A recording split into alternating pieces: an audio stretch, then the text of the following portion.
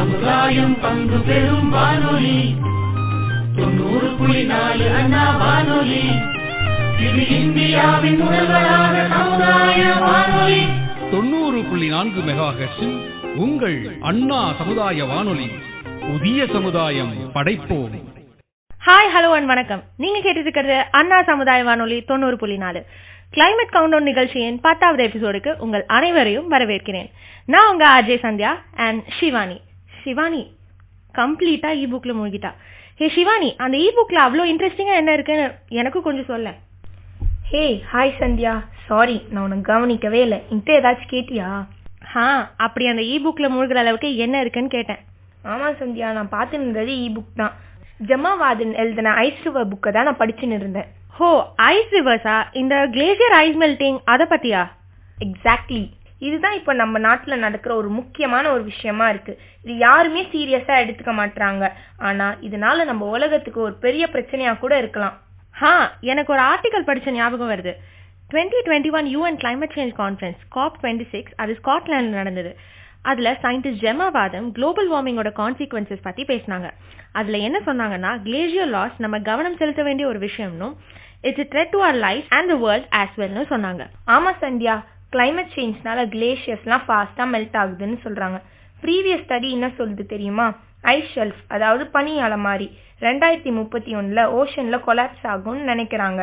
இது glaciers ஓஷன்ல collapse ஆகும் போது நம்ம ஓஷன் 2 feet உயரமாகுமா. இதனால லேண்ட் சின்னதாயிடும். அப்புறம் கோஸ்டல் ஏரியாலாம் சப்மர்ஜ் ஆயிடும்னு சொல்றாங்க. அப்பா, இதை நினைச்சாலே பயங்கரமா இருக்கு. குளோபல் வார்மிங் தான் நமக்கு வர எல்லா ஆபத்துக்கும் முக்கியமான காரணம்னு சொல்றாங்க. 100% உண்மை. இப்ப நம்ம குளோபல் வார்மிங்கை தடுக்க ஸ்டெப்ஸ் எடுக்கலன்னா கிளேஷியர்ஸ் மெல்டிங்கை நம்மளால தடுக்க முடியாது. சரி, இப்ப நம்ம பாட்டியும் சக்தியும் இந்த கிளேசியர் மெல்டவுன் பத்தி என்ன பேசுறாங்கன்னு கேட்போமா?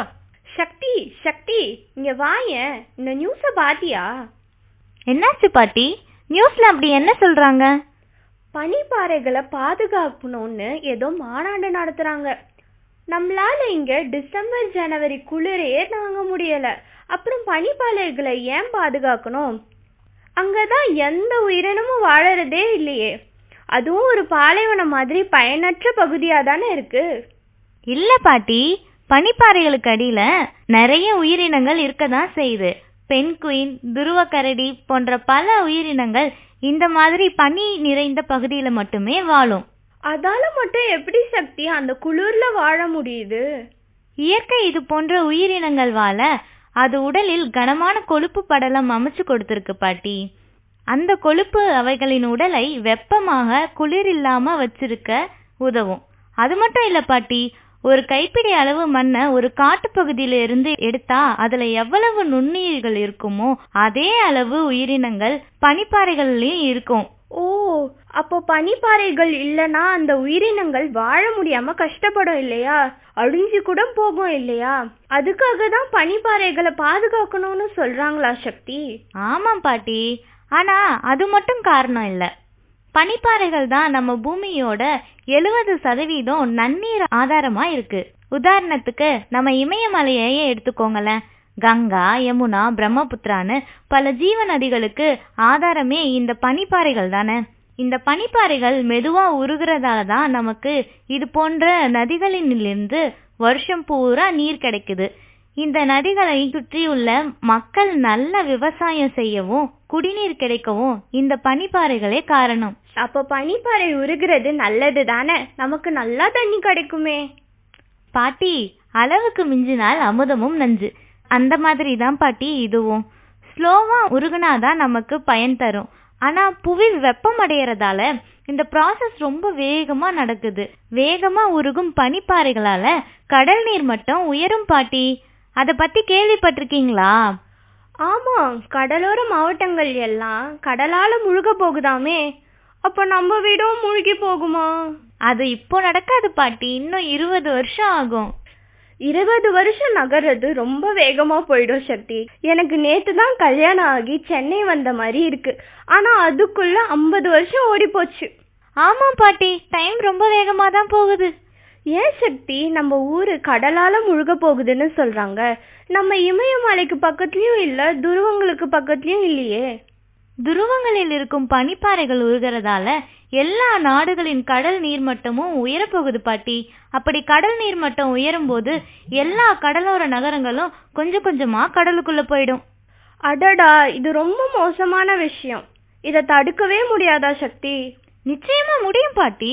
குளோபல் வார்மிங்கை குறைக்க நம்ம அரசு சொல்ற வழிமுறைகளை பின்பற்றினா நம்ம பனிப்பாறைகள் உருகிறத ஸ்லோ டவுன் பண்ணலாம் பாட்டி. அவ்வளவு பெரிய விஷயத்த நம்ம தனிநபர்கள் எடுக்கும் முயற்சியால தடுக்க முடியுமா சக்தி? நிச்சயமா பாட்டி. சிறு துளி பெருவெள்ளம்ங்கிறாங்கல்ல, அந்த மாதிரி தான். நம்ம ஒவ்வொரு மனுஷங்களும் தங்களால் ஆன சிறு சிறு முயற்சிகளை செய்தாலே நடக்க இருக்கும் பேரழிவை தடுக்க முடியும் பாட்டி. உதாரணத்துக்கு ஏசி பயன்பாட்டை குறைக்கலாம், அல்லது 24 டிகிரிஸ் கீழே போகாம ஏசியை யூஸ் பண்ணலாம். முடிஞ்ச வரைக்கும் அருகில் உள்ள இடங்களுக்கு நடந்து போகலாம், இல்ல சைக்கிள்ல போகலாம். பொது பயன்பாட்டு வாகனங்கள்லயும் நம்ம போகலாம். நிறைய மரங்களை நட்டு வளர்க்கலாம். சோலார் பேனல் பயன்படுத்தி வீட்டுக்கு தேவையான மின்சாரம் ஜெனரேட் பண்ணிக்கலாம். நீர்நிலைகளை பாதுகாக்கலாம். இயற்கையோடு இணைந்து வாழ முயற்சி செய்யலாம். இப்படியெல்லாம் நம்ம ஒவ்வொருவரும் செய்ய நினைச்சாலே நம்ம புவி வெப்பமடைதலிலிருந்து பூமியை காப்பாத்தலாம் பாட்டி. சரியா சொன்ன சக்தி. சரி, நம்ம தோட்டத்துல தான் நிறைய இடம் இருக்குல்ல, வா நம்ம போய் சில மரக்கன்றுகளை வாங்கி இன்னைக்கே நட்டு வளர்ப்போம். பாட்டி, எனக்கு பிடிச்ச மாதிரி மரங்களை வாங்கி தருவீங்களா? நிச்சயமா வாங்கி தரேன். ஆனா நீ அதெல்லாம் நல்லா தண்ணி ஊத்தி வளர்க்கணும். நிச்சயமா பாட்டி, வாங்க போகலாம். என்ன எல்லாரும் சக்தியும் பாட்டியும் கிளேசியம் மெல்டவுன் பத்தியும் அதை எப்படி ப்ரிவென்ட் பண்றதுன்றத பத்தியும் பேசினதை கேட்டீங்கல்ல. நம்ம எஃப்எம்ல கூட நாங்க எல்லாரும் சேர்ந்து ரேடியோ ஸ்டேஷன் பக்கத்துலயும் அவங்க வீட்லயும் மரங்களை நட்டு வளர்த்துட்டு வரோம். மாற்றம் நம்மிலிருந்து தொடங்கட்டும்.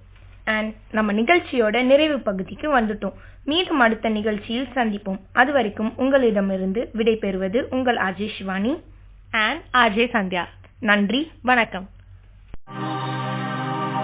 அண்ணா சமுதாய வானொலி, இது சமுதாயம் பங்கு பெறும் வானொலி.